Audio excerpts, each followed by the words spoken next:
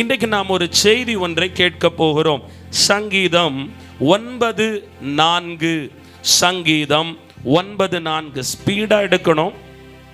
படி சொல்லுங்க. நீர் என் நியாயத்தையும் என் வழக்கையும் தீர்த்து நீதி உள்ள நியாயாதிபதியாய் சிங்காசனத்தின் மேல் வீற்றிருக்கிறீர். கர்த்தர் அநீதிக்காரர்களாக உங்களுக்கு இழைக்கப்பட்ட அநீதிய நீதியாய் மாற்றப் போகிறார். உன் ஊழியத்துக்கு விரோதமாய், குடும்பத்துக்கு விரோதமாய், பிள்ளைகளுக்கு விரோதமாய் சத்துருவானவன் செய்த அநீதி, அதர்மங்கள், ஆமேன், அநியாயங்கள் எல்லாவற்றையும் சிங்காசனத்தில் வீற்றிருக்கிற கர்த்தர் நீதி உள்ள நியாயாதிபதியாய் வெளிப்பட்டு உனக்கு நீதியை சரி கட்ட போகிறார். ஹல்லேலூயா. முதல் தலைப்பில் நாம் ஒன்றை பார்த்தோம். இதோ சத்துரு நம் மீது இடுகிற தீர்ப்பை கர்த்தர் மாற்ற போகிறார். சங்கீதம் 18:17 வைத்து நாம் தியானித்தோம். என்னிலும் அதிக பலவான்களாய் இருந்த என் பலத்த சத்துருவுக்கு என் பகைஞர்களுக்கும் என்னை விடுவித்தார். பொல்லாத பிசாசுதான் அந்த சத்துரு, அவன்தான் உனக்கு அநீதி செய்தான் என்பதை குறித்து பார்த்தோம். அதற்கு ஆண்டவர் நமக்கு ஆதாரமாக வைத்தவர் கிதியோன். ஹல்லேலூயா. மண் பானையை குறித்தும் எக்காலத்தை குறித்தும் கர்த்தர் வெளிச்சத்தை குறித்தும் பேசினார். எக்காலம்தான் துதி. ஆண்டவர் இந்த மாதம் நமக்கு சொன்னார், ஆமென், உனக்கு என்ன கொடுக்க போகிறேன்? துதியை உயர்த்துவதற்காக. ஹல்லேலூயா. அடுத்தது உன் சுயத்தை உடைத்து, உன் மாம்சத்துக்குள் இருக்கிற பாவத்தை உடைத்து வெளிச்சமாயிருக்கிற கர்த்தருடைய வசனத்தை பிடிக்கும் பொழுது சத்துரு முறியடிக்கப்படுவான், சாத்தான் ஓடி போவான், பிசாசு ஓடி போவான். பிசாசினால் இயக்கப்படுகிற கொடிய மனிதர்கள் மூலம் வருகிற அத்தனை வேதனைகளும் நிர்மூலமாக்கப்படும் என்று பேசினார். இன்று ஒரு காரியத்தை கர்த்தர் பேச போகிறார். தீர்க்க தரிசனமாய் பேச போகிறார். ஹல்லேலூயா. யாத்திராகமம் எல்லாம் எடுக்கணும், பார்த்துக்கோங்க. பக்கத்தை சொல்லிடுங்க எனக்கு. 3ஆம் அதிகாரம் யாத்திராகமம் 3 72ஆம் பக்கம். ஆமா, அதுல 21வது வசனத்தை எல்லாரும் எடுங்க. 21 இப்ப படிங்க. அப்பொழுது இந்த ஜனங்களுக்கு எகிப்தியரின் கண்களில் தயவு கிடைக்க பண்ணுவேன், நீங்கள் போகும்போது வெறுமையாய் போவதில்லை. கொஞ்சம் கைகளை தட்டுங்களேன். அப்பா உங்களோட தீர்க்க தரிசனமாய் பேசுகிறார். நீ வெறுங்கையாய் இந்த மாதத்தை கடந்து போக மாட்ட. இந்த மாதத்தை விட்டு நீ போகும்போது, இந்த 3ஆம் மாதத்துக்குள்ளே நுழைந்திருக்கிற நீ இதை கடந்து 4வது மாதத்துக்கு போகும்போது வெறும் கையாய் போவது இல்லை. ஆமென். உன் கைகளின் பலனை ஆசீர்வதிப்பார். உன் கைகளை பலப்படுத்த போகிறார், திடப்படுத்த போகிறார். உன் ஊழியத்திலே, உனக்கு கொடுத்த தரிசனத்திலே, உன் அழைப்பிலே, ஆமென், உன் மன விருப்பத்திலே, நீ எதிர்பார்த்து காத்திருக்கிற காரியத்திலே சம்பூரணம் அடையும்படி, திருப்தி அடைந்திருக்கும்படி கர்த்தர் அவர் உன்னை வெறும் கையாய் போக விடுவதில்லை. ஆமென். ஹல்லேலூயா. கர்த்தர் உங்களுக்கு கையின் பலனை ஆசீர்வதிக்க போகிறார். அடுத்தது யாத்திராகமம் 3ஆம் அதிகாரம் 22ஆம் வசனத்தை வாசிக்கலாமா? அதே, ஒவ்வொரு ஸ்திரீயும் தன் அயலாகத்தலிடத்தில் தன் வீட்டில் வெள்ளி உடைமைகளையும் பொன்னுடைமைகளையும் அவைகள் எகிப்தியர்களை கொள்ளையிடுவீர்கள். ஹல்லேலூயா. தலைப்பு என்ன தெரியுமா? நமக்கு விரோதமாய் அநியாயமாய் செய்யப்படுகிற தீர்ப்பை மாற்றி கர்த்தர் ஈடு செய்கிற ஒரு தீர்ப்பை கொடுக்க போகிறார். உங்களுக்கு விரோதமா அநியாயமா, ஐயோ அநியாயமா பழி போட்டுட்டாங்களே, அநியாயமா அப்படி நடந்து போச்சே, இந்த அக்கிரமக்காரங்க காரணம் இல்லாம எனக்கு விரோதம் அப்படி பேசுறாங்களே, செய்யறாங்களே, முடக்க பார்க்கிறாங்களே, நீ கவலைப்படுற பாரு. உனக்கு விரோதமா நீ வாழ்ந்துறத பார்ப்போம், எழுந்துறத பார்ப்போம், செயல்படுறத பார்ப்போம், நீ ஓடுற ஓட்டத்தை பார்ப்போம். நான் தடுப்பேன், நிறுத்துவேன், முடக்குவேன், அழிப்பேன், கொல்லுவேன் என்று உனக்கு விரோதமாய் சத்துரு வைத்திருந்த அத்தனை திட்டத்தையும் கர்த்தர் மாற்றி ஈடாக அவன் இவ்வளவு நாளும் உன்னிடத்தில் அபகரித்ததை, கொள்ளையடித்ததை, திருடினதை, வஞ்சித்ததை, ஒருவேளை அவனுடைய தடையினால உன் பிரயாசத்தின் பலனை காண முடியாம நீ முடக்கப்பட்டு தேங்கி கிடக்கிறாய் பார். அவைகள் அத்தனையையும் நீ கொள்ளையடிக்க போகிறாய். உன் ஜபம் கொள்ளையடிக்க போகிறது. உன் துதி கொள்ளையடிக்க போகிறது. கர்த்தர் உனக்கு கொடுத்த தீர்க்க தரிசனம் கொள்ளையடிக்க போகிறது. கர்த்தர் உனக்கு கொடுத்த வாக்கு கொள்ளையடிக்க போகிறது.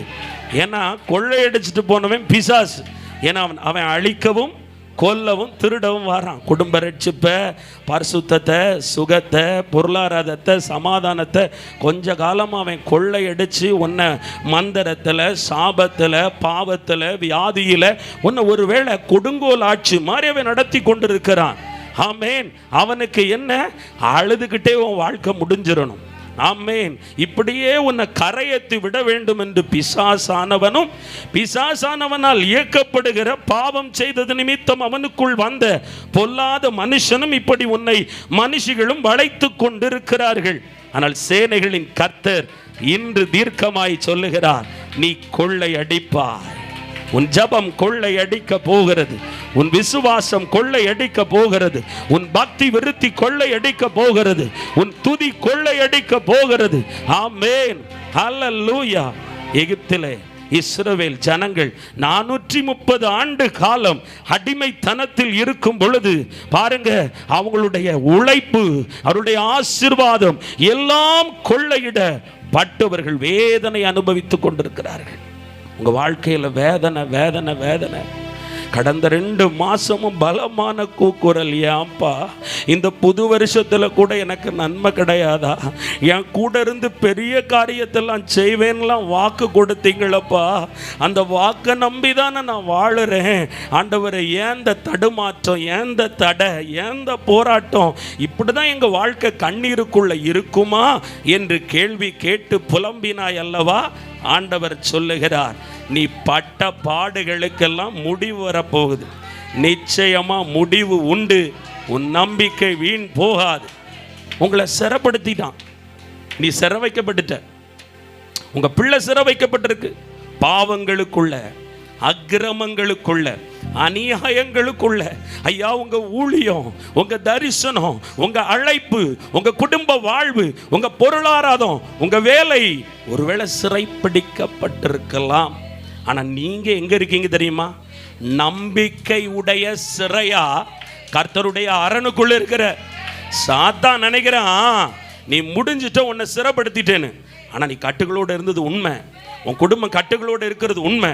ஆனா உனக்குள்ள ஒரு நம்பிக்கையை கொடுத்து, நம்பிக்கை உடைய சிறையாய் கர்த்தருடைய அரணுக்குள்ள இருக்கிற உனக்கு இரட்டிப்பான glory to God, தேவனுடைய நாமத்துக்கு மகிமை உண்டாகட்டும், இரட்டிப்பான நன்மையை இந்த மாதம் கர்த்தர் தருவார். அவர் நீதி உள்ள நியாயாதிபதி.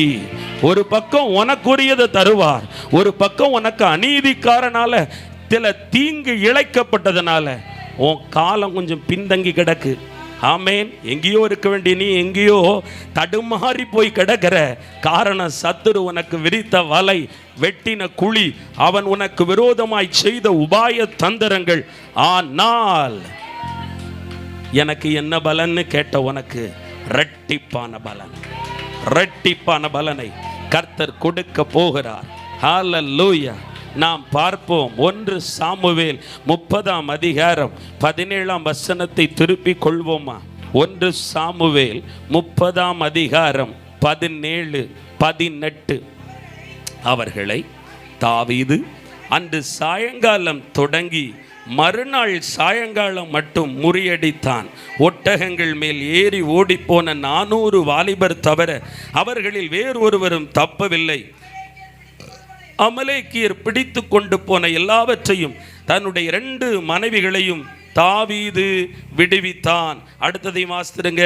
அவர்கள் கொள்ளையாடி கொண்டு போன எல்லாவற்றிலும், சிறியதிலும் பெரியதிலும் குமாரரிலும் குமாரத்திகளிலும் ஒன்றும் குறைவுபடாமல் எல்லாவற்றையும் தாவீது திருப்பிக் கொண்டான். எல்லா ஆடுகளையும் மாடுகளையும் தாவீது பிடித்து கொண்டான்.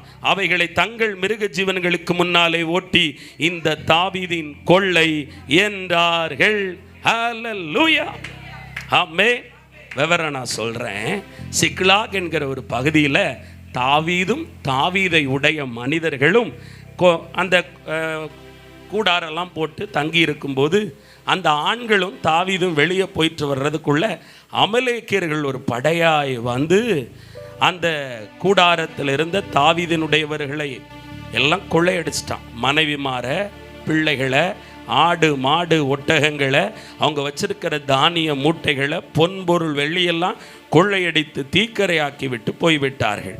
தாவீதும் தாவீதினுடையவர்களும் அந்த சிக்லாக் என்கிற பகுதியிலே அவர்கள் குடி போட்ட இடத்தில் வந்து பார்த்த பொழுது அங்கு கொள்ளையாடி கொண்டு போகப்பட்டது பார்க்கப்பட்டது. வேதனை. தாவீதினுடையவர்கள்லாம் இதெல்லாம் தாவீதால தானப்பா வந்துச்சுன்னு கல்லெறிய முற்படும் பொழுது தாவீது விசாரிக்கிறான், ஆண்டவரே என்ன செய்யட்டும் அப்பா, நான் என்ன செய்யட்டும்? கர்த்தர் உடனே மறு உத்தரவு கொடுத்தார், நீ பின்தொடர், நீ பின்தொடர், அதை விடாத. ஆமென். நீ ஒன்று விடாமல் சகலவற்றையும் திருப்பி கொள்வாய். ஹல்லேலூயா. துதிக்கிறவனுக்கு பதில் வரும். ஆண்டவர் இன்று பேசினார். இந்த மாதம் நீ துதிக்க துதிக்க பலனும் வரும், பலனும் வரும், பதிலும் வரும். ஆமென். எப்படி? துதிக்கிற உனக்கு பலன் வரும், பலன் வரும், பதில் வரும். பதிலின்படி நீ ஒன்று விடாமல் சகலவற்றையும் திருப்பி கொள்ளவும் செய்வாய். தாவீது என்ன செஞ்சாரு? அந்த வாக்கு தத்தத்தை நம்பினார். இதெல்லாம் நம்புங்க, இதெல்லாம் உங்களுக்காக, உங்கள் பிள்ளைகளுக்காக, உங்கள் குடும்பத்துக்காக, இந்த மார்ச் மாதம் உங்கள் ஆவிக்குரிய வாழ்க்கைக்காக, ஊழியங்களுக்காக ஆண்டவர் உங்களோடு பேசி கொண்டிருக்கிறார். ஆமென். அவர்கள் தொடர்ந்து பின்தொடர்ந்தார்கள். இதன்படி எல்லாவற்றையும் மீட்டு கொண்டான். ஒன்று விடாமல் சகலவற்றையும் தாவீது திருப்ப ஆண்டவர் தாவீதுக்கு கிருபை கொடுத்தார். ஹல்லேலூயா. பயப்படாதீங்க. அநீதியினால, அநியாயக்காரனால, அக்கிரமக்காரனால, அக்கிரமக்காரியால, அவ வச்ச மந்திரத்தால, சூனியத்தால, செய்வனையால, ஏவலால, யாகங்களால, வன்கண்களால, பொறாமைகளால, போட்டிகளால, எரிச்சல்களால, முறுமுறுப்புகளால, அவங்க உங்களை விமர்சிக்கிறதுனால, கேவலப்படுத்துறதுனால, கொச்சைப்படுத்துறதுனால, அழக்களிக்கிறதுனால, உங்களை அருவருப்பா நினைக்கிறதுனால முடங்கி போன, தேங்கி போன, மடங்கடிக்கப்பட்ட, சிறைபிடிக்கப்பட்ட, பின்னால காலம் கடந்து கிடக்கிற உன் வாழ்க்கையில நீ இவ்வளவு காலமும் இப்படிப்பட்ட மனிதர்களால் இழந்தவைகளை கர்த்தர் ஒன்று விடாமல் உனக்கு சகலவற்றையும் திருப்பி கொடுக்க போகிறார். Glory to God. நீ தோற்க போவதில்லை. இது தோல்வியின் காலம் போல உனக்கு தோன்றலாம். ஆமென். அமைதியா இருக்க, என் வாழ்க்கை அமைதியா இருக்க, என் குடும்பத்தில் பலகீனம் ஓடுது, என் குடும்பத்தில் வேதனை பெருகுத, பயப்படாத, விடாத, தொடர்ந்து பிடி, ஜெபத்தில் தொடர்ந்து பிடி, துதியை தொடர்ந்து செலுத்து, விசுவாசத்தில் தொடர்ந்து நட, தொடர்ந்து பக்தியா நட, தொடர்ந்து பரிசுத்தமா வாழு, தொடர்ந்து வேத வசனத்தை தியானி, தொடர்ந்து தேவனை பின்னோக்கி தேவனோடு நடந்து செல், தொடர்ந்து தேவனுக்காக ஆத்தும ஆதாய பணியை செய். எல்லாவற்றையும் திருப்பிக் கொள்வாய். இங்க உங்களுக்கு மட்டும் கிடைக்க போறதில்லை. உங்க மகன் எங்கேயோ தான் ரட்சிப்பை இழந்துட்டான், வாழ்க்கைய மகன் இழந்துட்டான், மகா இழந்துட்டா, குடும்பத்தில் சில காரியத்தை, குடும்பத்தின் பிள்ளைகள் படிப்பை இழந்திருக்கலாம். ஆமென். ஆசீர்வாதத்தை இழந்து நிற்கலாம். ஐயா, கர்த்தர் உன் பிள்ளை இழந்தது உன் பிள்ளைக்கு கொடுப்பார், உனக்காக கொடுப்பார். நீ நம்புறபடியினால, செபிக்கிறதுனால, துதிக்கிறதுனால கர்த்தர் உனக்கு கொடுப்பார். ஏன்னா அவர்கிட்ட அநீதியே இல்லை. ஏன்னா சில பிள்ளைங்களுக்கு ஏன் இறங்க போறாருன்னா, உங்கள் பிள்ளைங்க கொழுப்பெடுத்து போய் கெட்டு போனதை பார்க்கிலும் உன் பிள்ளைங்க கெடணும், அழியணும், சீரழியணும், இவ மகனால் மகளால் தானே இவனுக்கு இவ்வளோ பெருமை, அதனால் அந்த வாழ்க்கையை உடைக்கணும், முறிக்கணும், கெடுக்கணும்னு சில மந்திரங்கள், சில சத்துருக்கள் செய்த சூனியங்கள், யாகங்கள், அதுதான் உன் பிள்ளையினுடைய வாழ்க்கையை சீரழிய வச்சு அந்த பிள்ளையினால் உனக்கு அவமானம், நிந்த, போராட்டம். அதனால தான் ஆண்டவர் நீதி செலுத்த போகிறார். உன் பிள்ளைகளை ரட்சிக்க போகிறார். உன் பிள்ளைகளை ஆசீர்வதிக்க போகிறார். உன் பிள்ளைகளின் எல்லைகளில் உள்ள அந்த டோரை பூட்டி அந்த தாழ்பால பலப்படுத்த போறார். இனி உன் பிள்ளைகளுக்குள்ள கெடுதல் வராதபடி, உன் பிள்ளைகளுக்குள்ளே வியாதிகள் வராதபடி, உன் பிள்ளைகளுக்குள்ளே பாவங்கள் வராதபடி. சில பேருடைய பிள்ளைகள் செத்துட்டா நல்லா இருக்கும்னு சின்ன வயசுலேயே சாவை பற்றி பேசுகிற அளவுக்கு அந்த பிள்ளைகளுடைய அந்த மூளையை நிலை தடுமாற பண்ணுகிற தற்கொலையின் ஆவியை எல்லாம் வெளியேற்ற போகிறார்.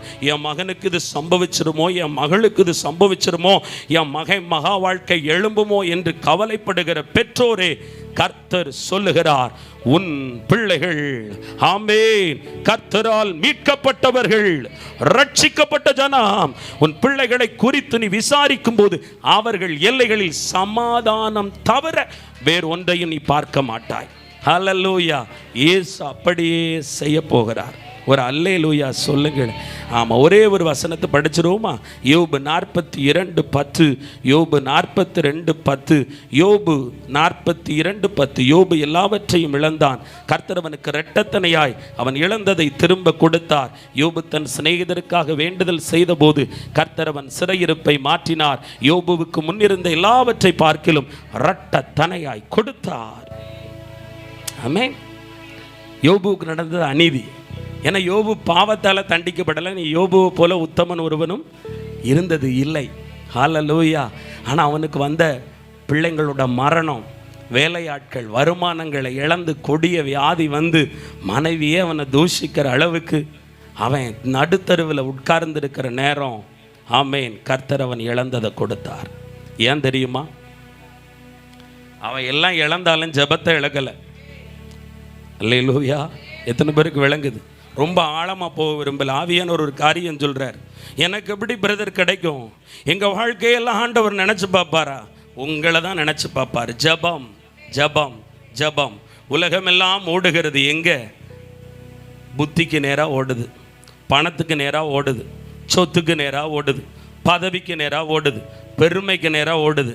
ஆனால் அதுக்கு மத்தியில் உங்களுக்கு பலனே இல்லை. கொஞ்சம்தான் பலன் பாருங்க.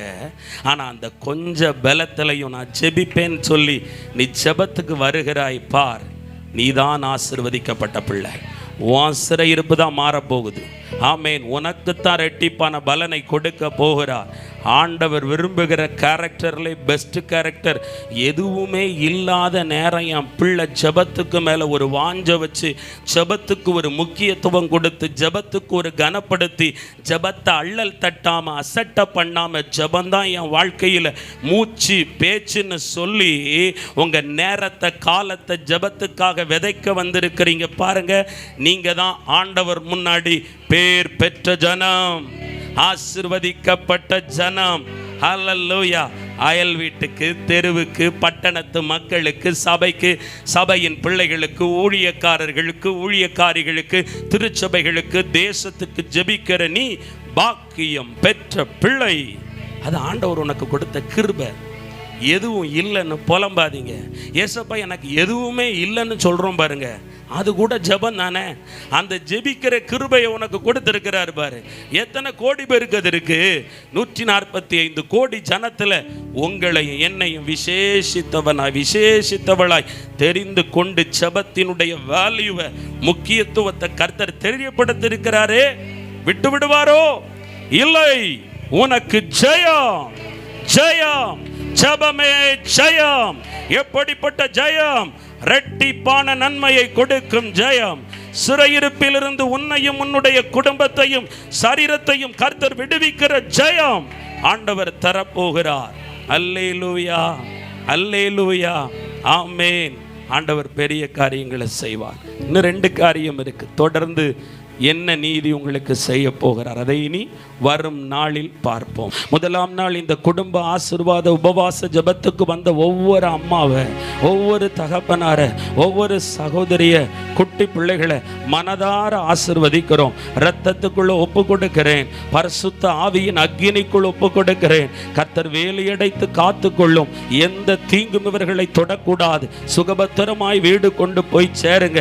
வீட்டை திறக்கும் போது விடுதலையை பார்க்கட்டும், வெற்றியை பார்க்கட்டும், மன அமைதியை பார்க்கட்டும், சாந்தத்தை சமாதானத்தை இவர்கள் பார்க்கட்டும், ஆசீர்வாதத்தை சுதந்தரிப்பார்களாக. அடிமைகளாகி எங்களை தரமட்டும் தாழ்த்துகிறோம். பயன்படுத்தினதற்காய் ஸ்தோத்திரம். குற்றங்கள் குறைகள் இருந்தால் மன்னியும். உங்க நாம மாத்திரம் மகிமைப்படட்டும். துதிகர மகிமை செலுத்தி ஜெபிக்கிறோம் பிதாவே, ஆமென். என் ஆத்துமாவே கர்த்தரை ஸ்தோத்தரி, என் முழு உள்ளமே கர்த்தருடைய பரிசுத்த நாமத்தை ஸ்தோத்தரி.